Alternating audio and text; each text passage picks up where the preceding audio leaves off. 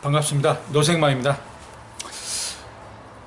지난 방송에서 그 레오나르 대리점을 이제 제 사업, 제 대리점 해보겠다고 하다가 잘 안 돼서 그만두려고 했는데요. 이게 뭐 불행인지 다행인지 다시 계속 할 수 있는 상황이 됐습니다. 누군가의 도움으로. 근데 그 전에 왜 그렇게 제가 바라던 대로 대리점을 하게 됐는데도 왜 계속 이어갈 수가 없었냐. 일단 뭐 매출이 안 되니까 수입이 안 됐고요. 매출이 안 됐던 이유는 레오나르 그 브랜드의 특성상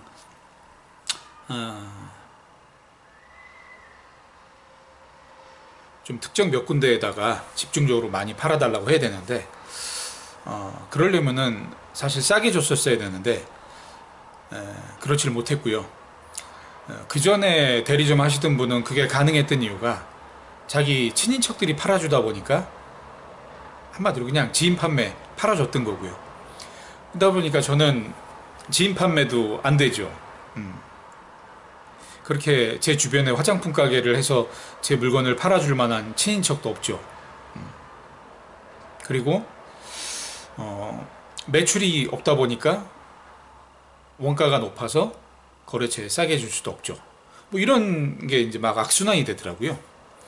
근데 그러던 차에 이제 그만두려고 하던 차에 어떤 대리점에서 저를 보자는 거예요. 그 대리점이죠. 어떤 화장품 매장에서 그 매장 사장님이 저를 보자는 거예요. 그게 저기 태평동에 있는 명동 화장품이라고 그 당시 유명했습니다. 지금도 아마 유명할 거예요, 거기가. 근데 그분이 이제 매장 사장님이 저를 보자 그래서 뭔 일인가. 그전에도 제가 이제 몇 번 찾아가서 좀 거래를 해 주십사 했는데 잘 안 되더라고요.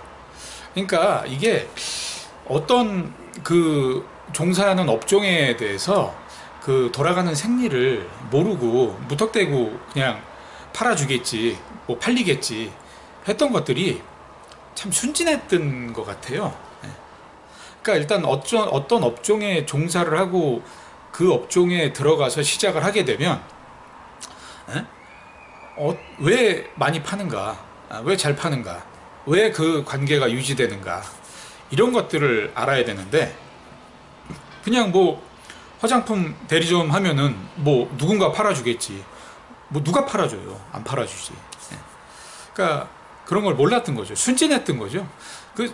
그걸 좋게 말해서 순진한 거지. 바보죠, 바보. 쑥맥이고. 충청도 말로 쑥맥이라고 그러는데 그냥 모질란 거예요.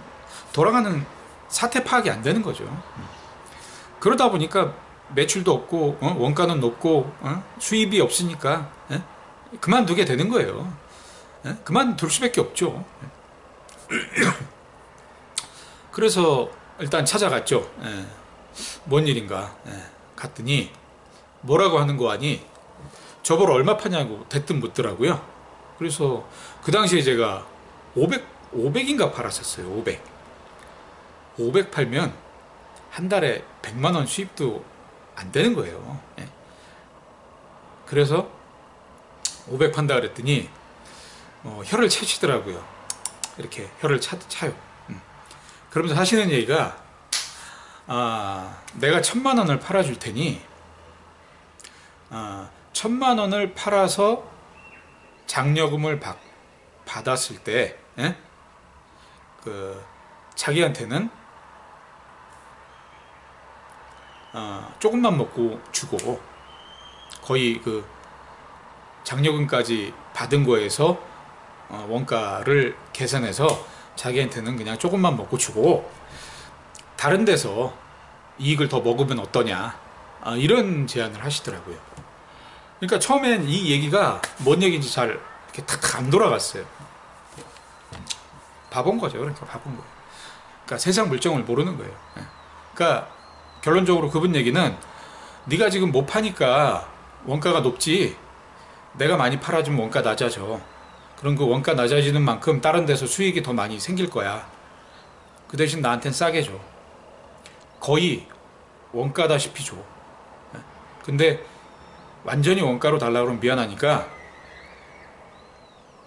뭐 예를 들어서 한 2, 3%만 먹고 줘. 이런 얘기였어요. 그러니까 그때 제가 구조적으로 그 명동 사장님한테 그 제안을 받기 전에 제가 예를 들어서 뭐 원가가 55%였다. 55%.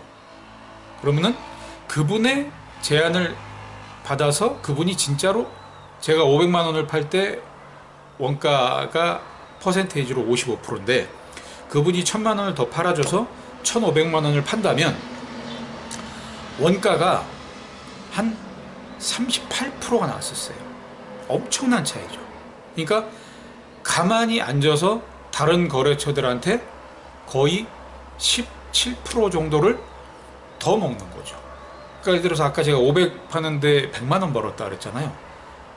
진짜 이분이 1000만 원을 팔아줘서 이분한테는 안 남아도 다른 데 남는 것만 거의 한 150에서 200이 더 늘어나는 거예요. 그러니까 제가 예를 들어서 200은 돼야 생활이 됐는데 이분 때문에 250을 벌게 되니까 100만 원 벌다가 150 더 벌어서 250을 벌게 되니까 일단 생활이 되는 거죠. 숨통이 튀는 거죠. 이런 제안을 하시니까 거부할 수가 없죠. 어차피 뭐 이래 그만두나 저래 그만두나 한번 해보고 그만두자 했죠. 그랬더니 일단 공급은 그달부터 그냥 그 가격에 줬어요. 어쨌든 그러니까 원가가 만약에 38이다 그러면은 이분한테는 42%에 주기로 하는 거예요.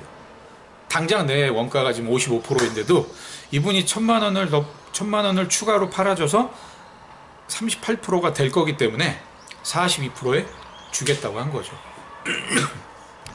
그러니까 당장 현재 갖고 있는 재고는 55%짜리고 앞으로 이분이 팔아줄 거에 대해서는 38%가 되는 거죠. 그러니까 이분한테 42%에 준다 그러면 당장은 적자죠. 근데 한 달만 이게 돌아가면 그 뒤부터는 다른 데에서 17%의 이익이 더 추가로 생기고 이분한테는 한 3, 4%만 먹는 거죠. 이렇게 했더니 당장 그 다음 날부터 주문을 엄청나게 하시더라고요. 진짜 500 팔던 사람이 갑자기 1500을 팔게 되니까 기존의 500또 이렇게 명동 화장품에서 1000만 원을 팔아주신다 그러니까 이게 일이 갑자기 3배가 느는 게 아니고 기분에는 한 10배가 늘어나는 것 같은 거예요. 그래서 그런 인연으로 뭐 기회 그 당시엔 기회라고 봤죠. 그런 기회로 그 뒤로도 그게 2002년인가 그랬는데 그 뒤로도 한 7년을 더 하게 되는 계기가 됐죠. 그래서 그분이 그런 전략을 쓰시는 이유가 유명 브랜드를 팔으면은 마진이 없으니까 중소 브랜드 중에서 이런 식의 제안을 받아들이는 업체 것만 집중적으로 파는 거예요. 그러니까 자기 직원들한테 뭐 예를 들어서 인기 브랜드는 그냥 손님이 찾거나 찾아도 가능하면 이렇게 계획적으로 중소 브랜드를 밀어 팔기로 한 브랜드를 권해서 팔자는 거지 손님이 원하는 대로 달라는 대로 파는 그런 전략이 아니었어요. 그게 먹혔던 이유가 일단 그 화장품 가게 자체가 그 당시 성남에서도 가장 좋은 자리였어요. 그 앞에 횡단보도가 있었는데 제가 가만히 서서 보면은 그게 횡단보도 파란불이 뭐 2분의 뭐 3분의 하나씩 켜졌는데 3분의 하나씩 켜질 때마다 건너편에서 500명 뭐 이쪽에서 300명 합쳐서 막 그냥 진짜 뭐 7, 800명이 왔다 갔다 할 때도 있는 거예요. 아무리 늦게 왕복 왔다 갔다 해도 뭐 한 4, 500명 왔다 갔다 하고 막 이런 상황이다 보니까 장사가 안 될 수가 없죠. 그런 가게 매장에서 제 거를 밀어 팔아 준다고 하니 한 달에 뭐 1,000만 원 파는 건 문제도 아니죠. 그래서 한때는 가장 많이 팔아줄 때가 2천만 원도 팔아줬었어요. 2천만 원도. 근데 이게 파급 효과가 또 생기는 게요. 이렇게 팔아주시니까 다른 안 파는 데서도 그 명동 화장품에서 팔아서 뭐 소문이 나고 그 제품이 쓰여짐으로 인해서 안 팔던 데서도 또 거래하자는 물건 달라는 얘기들이 오다 보니까 매출이 이제 그분이 팔아주는 만큼의 제가 기존에 팔던 것만큼 딱 그만큼이 팔리는 게 아니고 시너지 효과가 일어나 가지고 뭐 500 처음에 제가 500 팔았고 그분이 1,000만 원이나 1,500만 원 팔아줬고 또 그걸로 인해서 다른 데서도 또 찾게 되니까 또 추가로 한 500 팔게 되고 하다 보니까 그냥 기본 한 2,000 정도는 팔게 되는 상황이 되더라고요. 그러니까 2,000에서 뭐 1,000만 원은 뭐 예를 들어서 마진이 한 25%. 그럼 1,000만 원에 25%면은 250이잖아요. 그리고 뭐 또 명동 화장품에서 1,000이나 1,500만 원 팔아주는 거에서 뭐 한 또 한 4, 5%, 뭐 5% 잡으면은 그거는 뭐 1,500에 5% 한 뭐 75, 한 뭐 100 정도. 뭐 이렇게 싸게 줘도 이분한테 100만 원 남고 다른 데서 뭐 한 250, 300 남고 그러니까 100만 원 몇 개 못 벌던 사람이 한 뭐 3, 400, 4, 500 이렇게 벌게 되는 거예요. 그래서 계속 이어갈 수가 있었죠. 근데 이런 것도 영원하지가 않은 게 이분도 이제 어느 순간이 되니까 계속 저만을 팔아줄 수가 없는 거예요. 왜냐하면은 뭐든지 이게 하다가 잘 하다가도 식잖아요. 그리고 또 손님들이 새로운 걸 찾고 그러니까 마음은 뭐 인간적으로는 저를 뭐 좋아하셨는데 직원들이 뭐 다른 새로운 아이템이나 브랜드를 원하면 또 이분은 또 거기에 맞춰줘야 되는 거예요. 그러니까 뭐라고 할 수 없는 거예요. 그러니까 이 관계가 한 2년, 1년 반이나 2년 정도 가니까 점점 이제 식더라고요. 그래서 이제 매출이 주니까 또 제가 계속 그거에만 의존할 수 없는 막 또 상황이 오더라고요. 그리고 그러던 와중에 제가 그 게임을 좋아했었는데 그 플스라고 아실래나 모르겠네요. 그 플스방이 그 당시 좀 유행이었어요. 그래서 그 화장품 소개했던 그 친구하고 플스를 가끔 이렇게 하는 사이였어요. 어떤 때 자주 하기도 하고. 진짜 일하는 시간에 그거 했던 시간도 좀 있어요. 고백하자면. 너무 좋아하니까. 뭐 지금까지도 제가 저희 아들하고 그거를 합니다. 너무 좋아해서.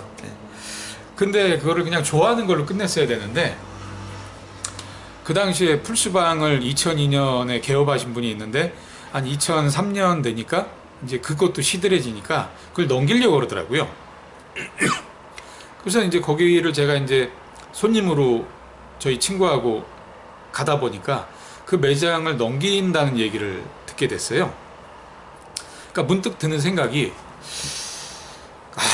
이거 우유값이라도 벌어야 되는 거 아닌가. 그때 저희 둘째가 어렸었는데 또 이제 셋째도 그때 둘째였구나. 둘째가 어렸었는데 그 우유값이라도 더 벌어야 되는 거 아닌가. 그래서 한 달에 50만 원만 추가로 좀 더 벌었으면 좋겠다. 그런 생각에 그거를 이제 인수하려고 봤더니 이분이 그 보증금 뭐 500에다가 시설비를 500만 얘기하더라고요. 시설비를. 그래서 일단 뭐 돈이 없죠. 근데 500은 어떻게 좀 구해볼 수 있겠더라고요. 화장품 그렇게 돈 번다 그래도 맨날 쪼들렸어요. 제가 4, 500 번다는 게 이게 화장품 대리 좀 웃긴 게 현금을 버는 게 아니고 하다 보면 이게 미수하고 재고로 벌게 돼요. 현금은 다 본사로 가고. 그러니까 웬만큼 벌어서는 이게 먹고 살고 모으기가 힘들어요. 그러니까 이게 진짜 이게 사장인지 뭐 이게 본사 직원인지 알 수가 없을 때가 많아요. 그러다 보니까 뭔가 부업으로라도 더 벌 생각을 했는데, 취지는 뭐 둘째 우유값이라도 더 벌려놓은 마음에 부업으로 하겠다는 명분은 있었지만, 솔직한 어떤 제 마음속에는 친구하고 그 매장을 제가 인수하면 친구하고 거기서 실컷 할 수 있겠다. 좋아하는 거 하면서도 돈도 벌 수 있겠다. 이런 생각을 했었죠. 그래서 그 사장한테 얘기를 했죠. 우리가 단골이니까 되게 편하게 얘기를 했어요. 사실 내가 한 500은 구해볼 수 있는데, 기계값은 구해볼 수 있는데 보증금은 구할 수가 없다. 그러니까 내가 월세 꼬박꼬박 잘 낼 테니 보증금은 그 가게를 이렇게 넘기는 걸로 하지 말고 명의는 사장님으로 하고 운영만 내가 하자. 기계만 인수하는 걸로 하자. 그렇게 했죠. 그랬더니 뭐 처음엔 안 된다고 했다가 마땅히 누가 인수할 사람이 없었는지 그 제안을 받아주더라고요. 그래서 집사람한테 이런저런 얘기 좀 막 감언 인사를 해가지고 또 어찌어찌 또 돈을 구했어요. 돈을 어떻게 구했나도 기억이 안 나요, 그때.